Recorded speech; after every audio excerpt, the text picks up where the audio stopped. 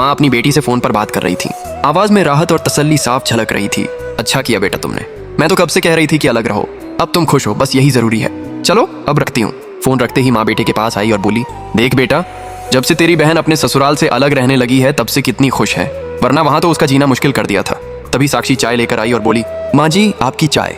माँ झुंझला गई, अब लाई है? 1 घंटा हो गया मुझे नहाए हुए, पता नहीं इसकी माँ ने इसे क्या सिखाया है। साक्षी चुपचाप वहीं खड़ी रह गई, उसकी आंखें झुक गईं, शब्द नहीं निकले। तभी बेटा शांत लेकिन दृढ़ आवाज में बोला, साक्षी तुम अपना बैग पैक कर लो। तुम कह रही थी ना कि तुम्हें इस घर में अच्छा नहीं लगता, तो हम आज ही शिफ्ट कर रहे हैं।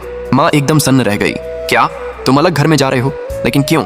बेटे ने गहरी सांस ली और बोला, क्योंकि आप साक्षी को पसंद नहीं करती और साक्षी को रोज लगता है कि उसे यहाँ सिर्फ तानों के लिए रखा गया है। वो कहती है कि आप उसे नौकरानी की तरह ट्रीट करती हैं।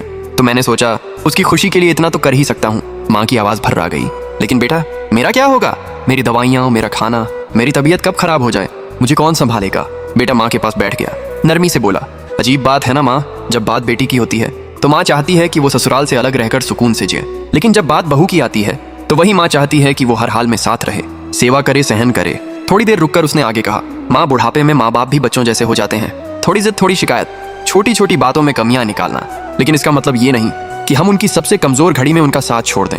माँ की आंखों से आंसू बहने लगे, उसका भ्रम टूट चुका था। वो समझ गई, बेटा सच में घर छोड़ने नहीं, उसे उसकी ही सोच का आईना दिखाने आया था। सवाल बस इतना है, अगर बेटी के लिए अलग रहना सही है तो बहू के लिए क्यों नहीं? सोच बदलनी चाहिए या नहीं, कमेंट में जरूर बताएं।